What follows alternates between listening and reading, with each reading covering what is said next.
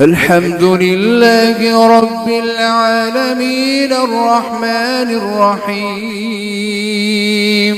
مالك يوم الدين إياك نعبد وإياك نستعين اهدنا الصراط المستقيم صراط الذين أنعمت عليهم غير المغضوب عليهم ولا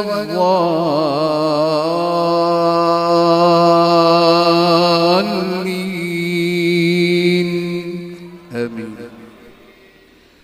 أفلا ينظرون إلى الإبل كيف خلقت وإلى السماء كيف رفعت وإلى الجبال كيف نصبت وإلى الأرض كيف سطحت فذكر إنما